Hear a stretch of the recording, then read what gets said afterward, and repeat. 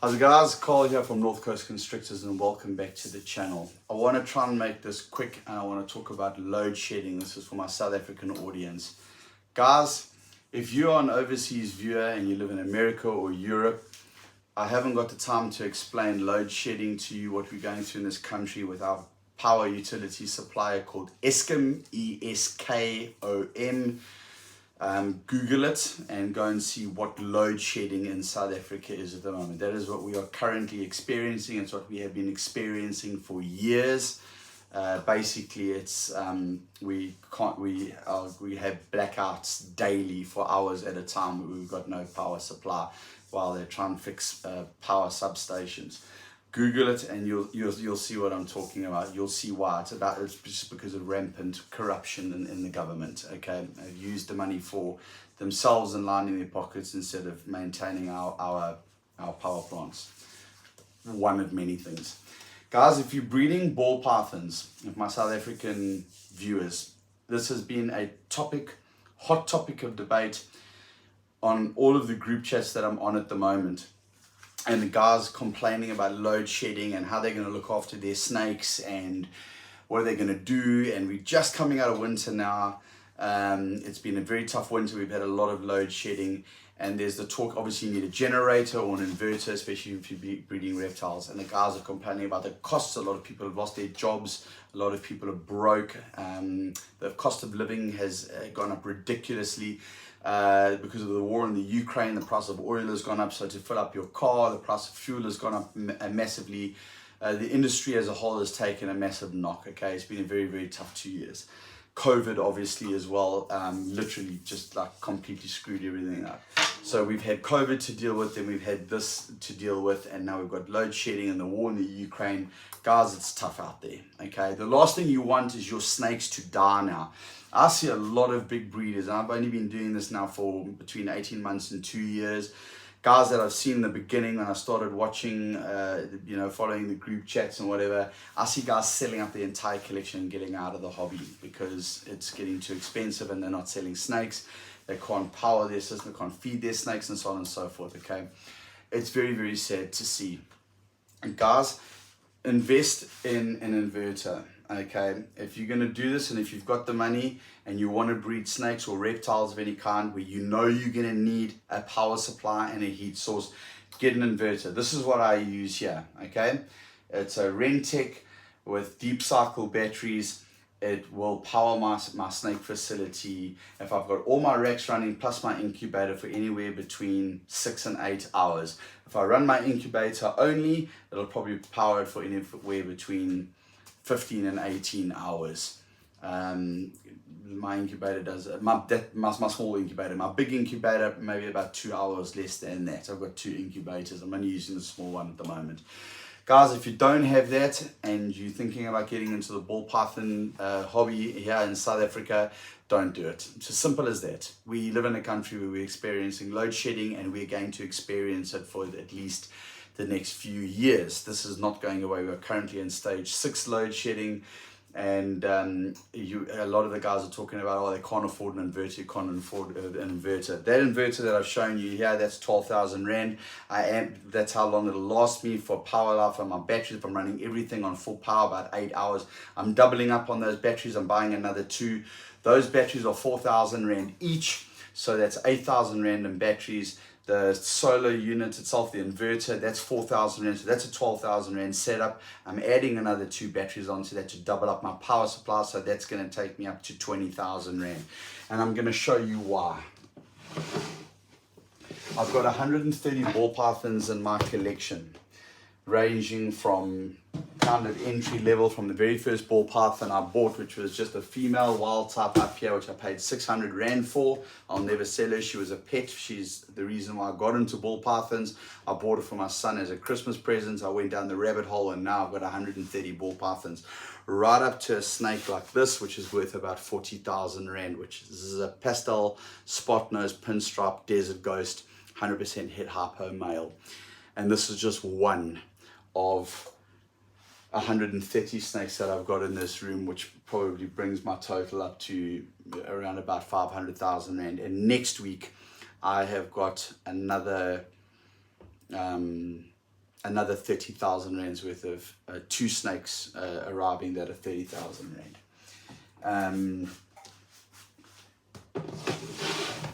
So that's 100,000 rand just in 3 snakes. 120,000 rand in 3 snakes. That is why you spend 20,000 rand on an inverter. That excludes the 40 females that are busy pairing up here now. Out of these, I've got high-end projects of which females are going to be priced anywhere between 50 and 80,000 rand a female. They won't be for sale. All the visual recessives will be held back for future breeding projects.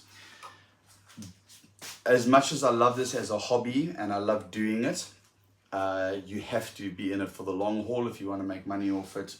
Yes, I want to make money off it. I'm not embarrassed to say it. I'll openly shout it from the mountaintops. I want to do this passion hobby that I love, and I would like to make some money on the side off it. I want it to pay for itself. However, I've already outlaid hundreds of thousands of rands just to get into the hobby, to do what I want to do, with the full knowledge that it's going to take me 3 years before I can see 1 cent back. Hence the reason why none of my visuals recessives are going to be for sale, like my dreamsicles, my exantic pards, my clown pards, my clown project, my desert ghost project. Those hatchlings, anything visual, there's a lot of visual males pairing up to 100% het females, all going to be kept back, grown up for 2 to 3 years, and then bred to produce the visuals. Then they will be kept back, and only then when I start breeding those snakes will I start selling hatchlings again. So we're looking at 4 to 5 years time, guys. You can't do that if you don't have a power supply system. Those are the kind of snakes you're looking after. Okay, this beautiful girl here. Okay, this is a double recessive project I'm working on. This is a yellow belly genetic stripe. Okay, stunning snake. Yeah, yellow belly genetic stripe, and she's paired up to a desert ghost male. We're going to produce 100% double heads genetic striped desert ghosts for the future, and 50% of them will be yellow belly. That's one of the projects that we're working on. We've got a desert ghost adult proven breeder male. That boy that I pulled out there just now, he's only about 500 grams. He's only going to breed next year. I've got another male that's about 1,200 grams. He's paired up to 7 females in these racks. One of them is a pastel bamboo, 100% het desert ghost. She's gravid, she's ovulated.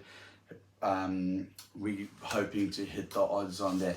In total, we're looking at probably, oh geez, I hate to talk numbers here. I really do, but it's a lot of money. It's a lot of money, and it's buying a 20,000 rand inverter pales in comparison to what I could lose. So guys, if you are going to be involved in this industry and you're going to do it here in South Africa, and you want to power in that incubator right now, I've got a clutch of eggs from a female. She gave me 12 good eggs. She's inside this tub here. The babies inside each one of those eggs is probably worth 4,000 to 5,000 rand. They're females, 6,500 rand. Whatever females I get.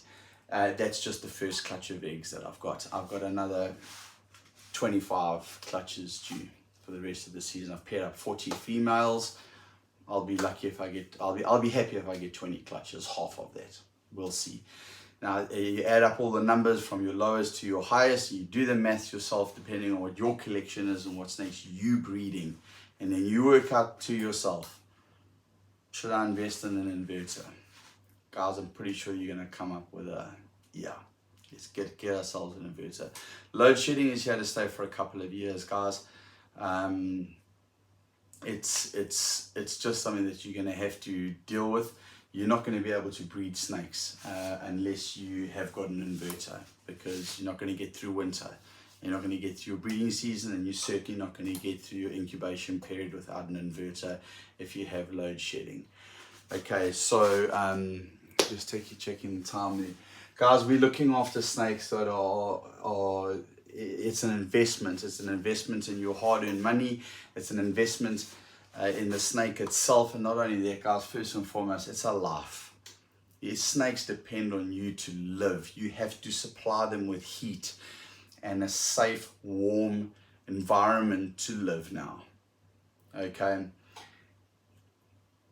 In the wild, they would go into their burrow where they would have their natural heat that would have, you know, I'm not going to go into the whole wild ball python thing. You guys can go and do that yourself. We've taken them out of that environment. We've got them in an artificial environment now, and we have to keep them at a certain temperature if it gets too cold, and we have to bring the temperature down if it gets too hot. Where I live, 43, 45 degrees Celsius during the day is not uncommon in the middle of summer. And in winter, down into, you know, 1-2 degrees Celsius in the middle of the night. You know, your snakes are not going to handle that. So you need, if you've got no power, you're going to have a problem. So guys, that's why I want to just discuss with you and talk to you, if you're a South African breeder, the importance of what you stand to lose if you do not have a power supply, backup power supply during this incredibly frustrating time of load shedding. It's been going on for years, guys, and I promise you it's going to be going on for a few more years. You have a responsibility and a duty to look after your breeding collection, or even if you're just keeping a reptile as a pet, you're obligated to supply that animal with heat and give it an environment in which it can thrive.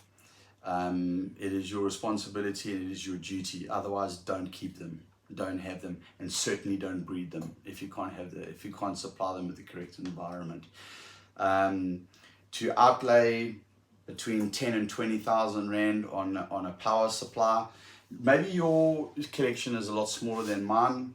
I know there are guys that have got 10 times the amount of snakes that I've got, where you'll need a massive secondary backup power supply. I know guys have gone full solar, hundreds of thousands of Rands. Guys, you need to do that. Those are the big boys in the game. The smaller guys, like myself, you can get away with a 10 or a 20,000 Rand setup. And I keep about 130 snakes in this room, and I can power this room for about, you know, as I say, about 8 hours. In the worst case scenario, I'm talking at night when the temperatures have plummeted in winter. During the day, it's not such an issue. If the power goes off, it's not a problem because, you know, as I say, it's very, very mild, very temperature. Even in winter, if the power had to go off here in the middle of day in winter, it's not an issue. The problem is, the big problem, what's got to be powered 24 hours a day without fail, is when you've got eggs in your incubator, even if it's the middle of summer. That incubator, which is just out of camera shot, has got to have power supply all the time. My egg box, my incubator there is set to 31 degrees Celsius. Inside the egg box, it's approximately 31 degrees Celsius, anywhere between 30.5 and 31.5 degrees Celsius inside the egg box. It's got to remain like that for anywhere between 55 and 65 days. If that doesn't happen, you're going to have problems with your hatchlings. So that is another reason why it's so important to have a backup power supply here in South Africa. Guys, I hope you found that video informative. It's just a reason why I wanted to kind of do this video, because I've been seeing so many guys talking about you know, umming and ahhing about getting themselves a generator or an inverter. As far as I'm concerned, it's a no-brainer. It's just something that you have to do for the reasons that I've just stated. Anyway, guys, Sunday night now, the lights are going to go off at 9 o'clock. This inverter of mine doesn't power my house. It'll power the Wi-Fi, and that's another thing. It's got enough power to, I can still have my Wi-Fi, and I'll run make sure my iPad is fully charged. It'll run the TV, and it'll run my snake room. But I can't run a fridge, an air conditioner off it. It'll suck out the power within half an hour. Okay, so we're just talking about things like your heating on your snake rack and your incubator, and maybe the Wi-Fi and a TV in your room or whatever, and your cell phone, so you can still kind of, while you're sitting in darkness in your house here in South Africa, you can still scroll through your phone or your iPad and maybe watch a movie, or go through Facebook or Instagram, or watch YouTube, and, you know, watch North Coast Constrictors and Cole Hoppy go on a rant about load shedding and all that shit. that inverter will do the job for you. Okay, and then when the electricity comes back on, that powers up those batteries again. It takes about 2 hours, boom, and the batteries are at full power again. Anyway guys, it's Sunday night. I need to go and charge up my cell phone, which is busy recording this video now, because at 9 o'clock the lights are going to go off, and I'm not going to charge up my cell phone. Then the inverter battery is for my snakes in the snake room. I hope you guys have a fantastic week, and we'll see you on the next video. We are dropping another video this week. I am taking delivery on Tuesday of some amazing adult females, which I've got from one of the top breeders in South Africa. In total, I've got 6 snakes from him. The last 2, no, I wouldn't say the last 2, but the last 2, the recent 2 that I've bought from him are arriving on Tuesday. I will be doing a video on those snakes, and a shout out to that particular breeder and a few other breeders as well. But we'll save that for, I think maybe Wednesday or Thursday night. Guys, it's over and out from me. Cheers.